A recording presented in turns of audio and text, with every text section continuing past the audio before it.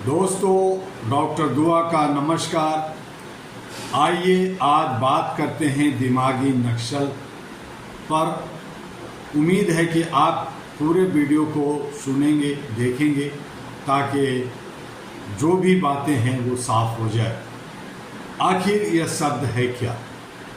क्या यह किसी अपराध की कानूनी परिभाषा है या किसी व्यक्ति की विचारधारा को बदनाम करने वाला राजनीतिक तमगा? क्या सवाल पूछने वाला दिमागी नक्सल है? क्या सत्ता से असहमति रखने वाला व्यक्ति दिमागी नक्सल है? क्या व्यवस्था की कमियों पर उंगली उठाने वाला नागरिक दिमागी नक्सल है? और अगर ऐसा है तो फिर लोकतंत्र में असहमति की जगह कहाँ है? और इससे उभरता है बहुत सारे सवाल। पहला सवाल ये है कि सवाल पूछना अपराध कब बन गया? एक विद्यार्थी पूछता है, मेरी शिक्षा का भविष्य क्या है? मुझे रोजगार कब मिलेगा? एक किसान पूछता है, मेरी मेहनत का उचित मूल्य कहाँ है? एक कर्मचारी पूछता है, मेरे अधिकारों की रक्षा कौन करेगा? एक नागरिक पूछता है, सरकार जवाबदेह कब होगी? और कोई बुद्धिजीवी पूछता है, इस नीति का परिणाम क्या होगा?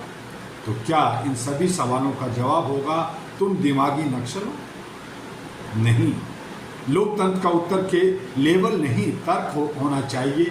लोकतंत्र का उत्तर धमकी नहीं, संवाद होना चाहिए। लोकतंत्र का उत्तर आरोप नहीं, प्रमाण होना चाहिए। और लोकतंत्र का उत्तर चुप्पी नहीं, जवाबदेही होना चाहिए। और इसी तरह से दूसरा सवाल, देश और सरकार क्या एक ही चीज़ है? ये बहुत स्पष्ट होनी चाहिए। सरकार देश नहीं है, कोई राजनीतिक दल देश नहीं है, कोई नेता देश नहीं है, कोई मंत्री देश नहीं है, कोई विचारधारा भी पूरा देश नहीं है।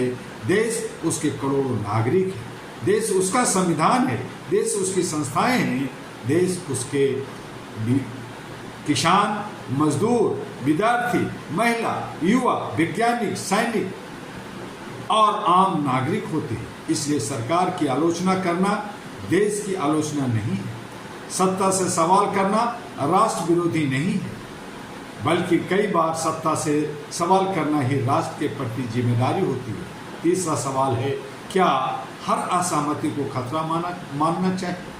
मैं यहाँ एक बात बिल्कुल स्पष्ट करना चाहता हूँ, यदि कोई हिंसा करता है, कानून अपना काम करे। यदि कोई हथियार उठाता है, कानून अपना काम करे।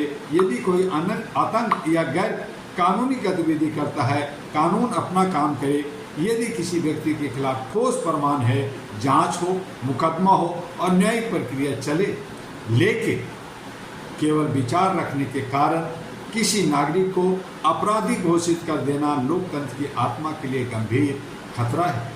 All India Human Rights Association AHRA Global किसी हिंसा, आतंकवाद या गैर कानूनी गतिविधियों का समर्थन नहीं करता, लेकिन अहरा यह भी मानता है कि शांतिपूर्ण असहमति नागरिक अधिकार है, सवाल पूछना नागरिक अधिकार है, अभिव्यक्ति की स्वतंत्रता लोकतंत्र की बुनियादी शक्ति है और इन अधिकारों के साथ जिम्मेदारी भी जुड़ी है। चौथा सवाल उठता है, लेबल इतना खतरनाक क्यों है? क्योंकि लेबल लगते ही बहस खत्म हो जाती है। पहले कहा इस व्यक्ति से असहमति है, फिर कहा यह खतरनाक विचार रखता है, फिर कहा यह देश के लिए खतरा है, फिर कहा यह दिमागी नक्सल है। और फिर व्यक्ति के विचारों पर बहस करने के बजाय व्यक्ति को ही कटघरे में खड़ा कर दिया गया है। यही वह बिंदु है जहां लोकतंत्र बहस कमजोर होती है। व्यक्ति को हराए, उसके तर्क का जवाब देकर। उसे हराने के लिए उसका चरित्र मत मारिए, उसके प्रश्न का उत्तर दीजिए, उसकी आलोचना का तथ्य से जवाब दीजिए। यही सब समाज की पहचान है। और पांचवा सवाल उठता है, असली दिमागी खतरा क्या है? मैं एक उल्टा सवाल पूछता हूँ, क्या सोचने वाला दिमाग खतरा है या बंद दिमाग? क्या प्रश्न करने वाला नागरिक खतरा है या वह नागरिक जो बिना तथ्य के हर बात मान लेता है? क्या संविधान पढ़ने वाला युवा खतरा है या वह मानसिकता जो संविधान को पढ़े बिना उसके नाम पर राजनीति करती है? क्या आलोचना करने वाला बुद्धिजीवी खतरा है या वह मानसिकता जो आलोचना सुनने को तैयार ही नहीं है? देश को सोचने वाले दिमाग चाहिए, डरने वाले दिमाग नहीं। क्योंकि प्रश्न से विज्ञान पैदा होता है, प्रश्न से सुधार होता है, प्रश्न से न्याय मजबूत होता है, प्रश्न से लोकतंत्र जीवित होता है। और इस तरह से छठा सवाल बनता है, युवा को संदेह की नज़र से क्यों? भारत की सबसे बड़ी ताकत हमारा युवा है। वह प्रश्न करता है, वह पुराने ढालों को चुनौती देता है, वह नई तकनीक अपनाता है, वह नई दुनिया देखता है, वह अपने भविष्य के लिए चिंतित है। अगर उसके सवाल का जवाब देने के बजाय उसे अराजक, देश विरोधी या दिमागी नक्सल कहा जाएगा तो हम समस्या का समाधान नहीं कर रहे, हम समस्या को और बढ़ा रहे हैं। युवा को डराने की जरूरत नहीं, युवा से संवाद की जरूरत है। उसे अवसर चाहिए, उसे शिक्षा चाहिए, उसे रोजगार चाहिए, उसे न्याय चाहिए, उसे सम्मान चाहिए और सबसे बढ़कर उसे यह विश्वास चाहिए कि उसकी आवाज़ सुनी जा रही है। और सातवां सवाल उपजता है, मीडिया की जिम्मेदारी कहाँ? आज एक शब्द लाखों लोगों तक कुछ ही मिनटों में पहुँच जाता है, इसलिए मीडिया की जिम्मेदारी भी कई गुना बढ़ गई है।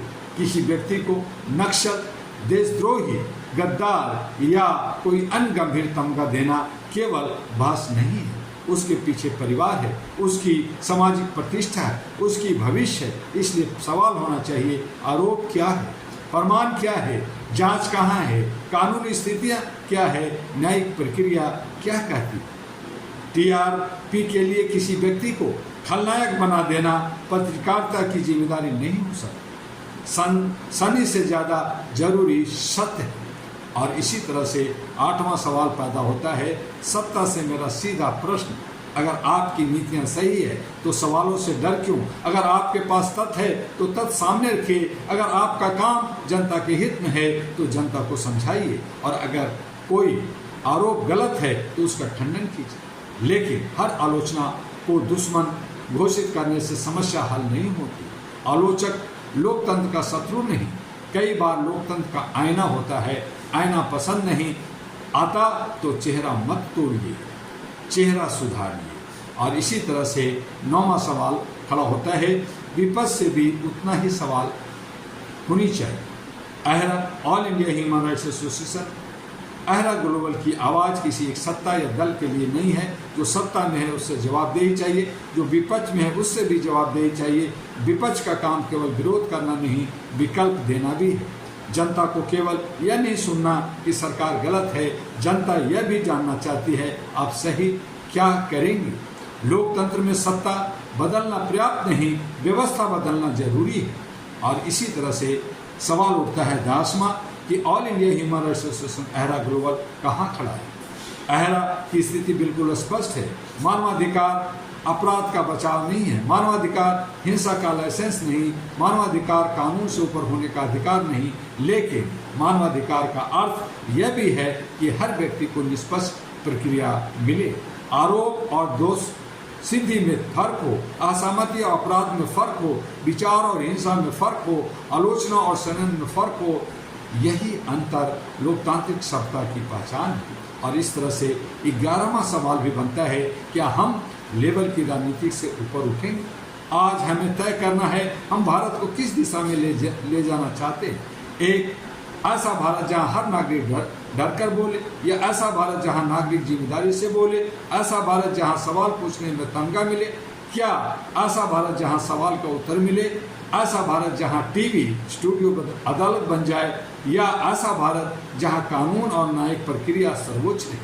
All India Human Rights Association AHRA Global दूसरे भारत की बात करता है। एक ऐसा भारत जहां अधिकार हो, जहां कर्तव्य हो, जहां कानून हो, जहां स्वतंत्रता हो, जहां जिम्मेदारी हो और जहां सत्ता से सवाल करने का साहस भी हो। और इस तरह से 12वां सवाल पैदा होता है, देश को वास्तव में किस चीज़ से खतरा है? देश को आलोचना से खतरा नहीं, देश को प्रश्नों से खतरा नहीं, देश को जागरूक नागरिक से खतरा नहीं। देश को खतरा है भ्रष्टाचार से, अन्याय से, हिंसा से, अफवाह से, घृणा से, कानून के दोहरे मापदंड से, जवाबदेही की कमी से और सबसे बढ़कर उस मानसिकता से जो गलत को गलत कहने वाले व्यक्ति को ही गलत साबित करने लगती है। और इस तरह से 13वां सवाल भी बना, क्या हम अपने बच्चों को सवाल पूछना सिखाएंगे? मैं चाहता हूं कि हमारे स्कूल और विश्वविद्यालय में ऐसे युवा तैयार करें जो पूछें क्यों, कैसे, किस आधार पर, किसके लिए, इसका परिणाम क्या होगा, क्योंकि यही प्रश्न भविष्य का निर्माण करते हैं। जो समाज अपने युवाओं को सवाल पूछना सिखाता है वो आगे बढ़ता है, और जो समाज अपने युवाओं को सवाल पूछने से डराता है वह धीरे धीरे अपनी रचनात्मक शक्ति खो देता है। और अंतिम बात ये कि बहुत स्पष्ट और सीधी है कि किसी हिंसक संगठन या गैर कानूनी गतिविधि का समर्थन नहीं, कानून तोड़ने की अनुमति नहीं, हिंसा की कोई वैधता नहीं, लेकिन लोकतंत्र में शांतिपूर्ण असहमति को अपराध मत बनाइए, प्रश्न पूछने वाले को दुश्मन मत बनाइए, आलोचक को देशद्रोही मत बनाइए, और विचार रखने वाले नागरिक को बिना प्रमाण कोई खतरनाक लेवल मत दीजिए, क्योंकि लोकतंत्र में सवाल सत्ता को कमजोर नहीं करते, सही जवाब सत्ता को मजबूत करते हैं। और अगर कोई सत्ता सवाल से डरती है तो समस्या सवाल में नहीं जवाब की कमजोरी में हो सकती है। और यही अहरा का संदेश, अंतिम संदेश अहरा कहता है, मानवाधिकार चाहिए लेकिन कानून के साथ, स्वतंत्रता चाहिए लेकिन जिम्मेदारी के साथ, असहमति चाहिए लेकिन अहिंसा के साथ, विरोध चाहिए लेकिन संविधान के दायरे में, सत्ता चाहिए लेकिन जवाबदेही के साथ, और सबसे जरूरी भारत को डराए हुए दिमाग नहीं चाहिए, भारत को सोचने वाले जिम्मेदार और स्वतंत्र दिमाग चाहिए। इसलिए अगली बार जब किसी नागरिक को केवल सवाल पूछने पर दिमागी नक्सल कहा जाए तो समाज को एक सवाल जरूर पूछना चाहिए, आरोप का प्रमाण कहाँ है और सत्ता से दूसरा सवाल का जवाब कहाँ है, क्योंकि दिमाग को लेवल से नहीं तर्क से चुनौती दी जाती है, असहमति को दमन से नहीं संवाद से संभाला जाता है, और लोकतंत्र को नारों से नहीं जवाबदेही से मजबूत किया जाता है। इन्हीं शब्दों के साथ जय मानवता, जय संविधान, जय भारत और जय अहरा कहूँगा, और साथ में आपसे अनुरोध भी करूँगा कि यूट्यूब का चैनल अहरा ग्लोबल और HRTV जो आपका है उसे लाइक, सब्सक्राइब, फॉरवर्ड जरूर कीजिए, तमाम दोस्तों साथियों को भेजिए ताकि इसे देख सके और पूरा वीडियो देखकर अपने विचार हमें भी भेजिए। आप अहरा को जानना चाहते हैं तो अहरा global.org वेबसाइट पे जाइए और इसके बारे में जानकारी हासिल कीजिए। हर सोशल मीडिया पर अहरा AIHRA मिलेगा। इन्हीं शब्दों के साथ फिर मिलेंगे दूसरे दिन।